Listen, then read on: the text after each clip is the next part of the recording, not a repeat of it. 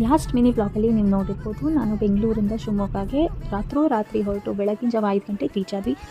12 ಗಂಟೆ ಇರೋ ರಿಸೆಪ್ಷನ್ಗೆ ದೊಡ್ಡಮ್ಮ ಅವರೆಲ್ಲ 8:30ಗೆ ಎಬ್ಸಿದ್ರು. ಲೇಟ್ ಆಗುತ್ತೆ ಎದ್ದೇಳಿ ಅಂತ.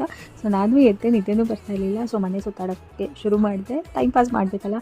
ಸೊ ಇದು ನಂದು ಲಾಸ್ಟ್ ಟ್ರಿಪ್. ಕೆಲಸ ಇದ್ದಾಗ ಎಂಥ ಖುಷಿಯಾಗಿದೆ, ನಾನು ಎಷ್ಟು ಪ್ರೆಷರ್ ಇದ್ದರೂ ಕೆಲಸದಲ್ಲಿ ಎಂಥ ಖುಷಿಯಾಗಿ ಲ್ಯಾಪ್ಟಾಪ್ ಬ್ಯಾಗ್ ಹೊತ್ಕೊಂಡು ಮಹಾಬಲಿಪುರಂಗೆ ಹೋಗಿದ್ದೆ. ನಾನು ವ್ಲಾಗು ಮಾಡೋಕ್ಕಾಗಿರಲಿಲ್ಲ. ಅದಾದಮೇಲೆ ನೆಕ್ಸ್ಟ್ ಡೇ ಮನೆಗೆ ಬಂದರೆ ಆಫೀಸಿಗೆ ಕರ್ಬಿಟ್ಟು ಏನು ಮಾಡ್ತಾಯಿಲ್ಲ ಅಂತ ನನ್ನನ್ನು ಕೆಲಸದಲ್ಲಿ ತೆಗೆದುಬಿಟ್ರು. ನಂಗೆ ಆ ಟ್ರಿಪ್ನ ವಾಪಸ್ಕೊಂಡಾಗೆಲ್ಲ ಅದೇ ಬೇಜಾರಾಗುತ್ತೆ. ಆ್ಯಂಡ್ ಇದು ಇವ್ರ ಮನೆ ಹಿತ್ತಲು, ಅನೂಪ್ ಅತ್ತೆ ಮಾವನ ಮನೆ. ಇದು ಎಷ್ಟು ಚೆನ್ನಾಗಿದೆ, ಗಿಡಗಳು ಅಂದರೆ ಅಷ್ಟು ಚೆನ್ನಾಗಿದೆ. ತುಳಸಿ ಗಿಡ ನೋಡಿ ಎಷ್ಟು ಚೆನ್ನಾಗಿದೆ ಅಂತ. ಇವ್ರ ಮನೇಲಿ ಒಂದು ನಾಯಿ ಇತ್ತು ಅರ್ಧ ಅಂತ. ಸೊ ಅದು ಪಾಪ ಹೊರಟೋಯ್ತು, ಅದನ್ನಲ್ಲೇ ಅವರು ಬರಿ ಮಾಡಿದ್ದಾರೆ. ಅದಕ್ಕಿಂತ ಮುಂಚೆ ಪುಟ್ಟಿ ಅಂತ ಒಂದು ನಾಯಿ ಇತ್ತು, ಅದರ ಸಮಾಧಿನೂ ಅಲ್ಲೇ ಮಾಡಿದ್ದಾರೆ. ಅವ್ರಿಗೆ ನಾಯಿ ಅಂದರೆ ತುಂಬ ಇಷ್ಟ.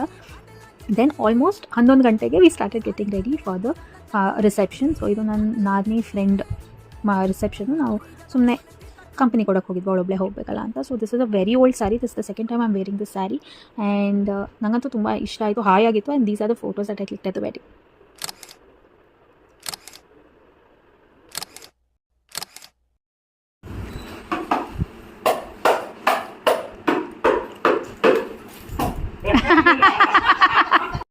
ಅಲ್ಲಿಂದ ಬಂದ ಮೇಲೆ we got unready and again ready for the travel. So basically ನಾವು ಶಿವಮೊಗ್ಗದಿಂದ ಹೊನ್ನಾವರಕ್ಕೆ ಹೋಗ್ತಾ ಇದ್ವಿ. ಲಾಂಗ್ ವೀಕೆಂಡ್ ಇದ್ದಿದ್ದರಿಂದ ವಿ ಥಾಟ್ ಬರೀ ಶಿವಮೊಗ್ಗಗೆ ಯಾಕೆ ಹೋಗೋದು, ಹೊನ್ನಾವರಕ್ಕೂ ಹೋಗೋಣ ಅಂತ. ಸೊ ಹೊನ್ನಾವರಕ್ಕೂ ಹೊರಟ್ವಿ. ಆ್ಯಂಡ್ ವೆದರ್ ತುಂಬ ಕಾಮಾಗೇ ಇತ್ತು. It was not very humid.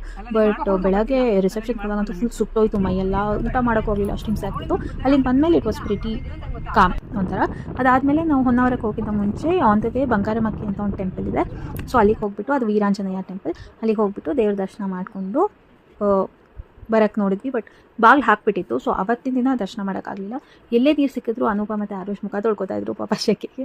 And ನಾವು ಹೊನ್ನಾವರ ರೀಚ್ ಆಗೋ ಅಷ್ಟೊತ್ತಿಗೆ ಫುಲ್ ರಾತ್ರಿನೇ ಆಗೋಗಿತ್ತು. ಇಟ್ ವಾಸ್ ಆಲ್ಮೋಸ್ಟ್ ಅರೌಂಡ್ 7:38 ನಾವು ಹೋಟೆಲ್ ರೀಚ್ ಆದಾಗ. ಸೊ ಹೋಟೆಲ್ ರೀಚ್ ಆಗಿ ಒಂದು ಸ್ವಲ್ಪ ಫ್ರೆಶ್ ಆಗಿಬಿಟ್ಟು ಲಗೇಜ್ ಎಲ್ಲ ಇಟ್ಬಿಟ್ಟು we left to have some food. And this is a room, lavender elite ಅಂತ. This is not sponsored obviously, but it was a very decent hotel. AC ಮಾಡ್ಕೊಂಡಿದ್ವಿ. AC ಇಲ್ದಲ್ಲಂತೂ ಇರೋಕ್ಕೆ ಆಗತ್ತೇ ಇಲ್ಲ ಅನಿಸಿತ್ತು. ಇಟ್ ವಾಸ್ ವೆರಿ ಹ್ಯೂಮನ್, ಒಂಥರ ಪಿತ ಆಗ್ತಾಯಿತ್ತು ಮೈಯೆಲ್ಲ. And full ಹಸುವಾಗೋಗಿತ್ತು.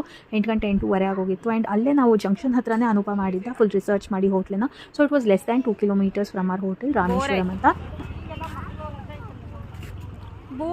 V had some ghee rice, baby corn, ಆಮೇಲೆ ಮೊಸರನ್ನ.